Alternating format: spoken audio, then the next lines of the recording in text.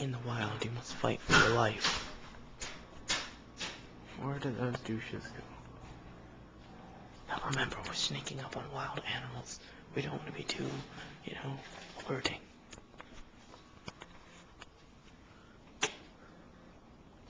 Oh no! He's attacking. Such a fierce yet majestic predator. Look at this. He's contemplating his next move.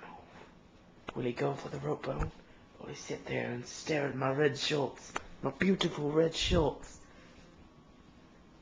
Cautiously, I step back, as I do not want to be the prey of a vicious jaw attack. I'm gonna go in for a closer look. Alright. Just like I did those stingrays. Oh!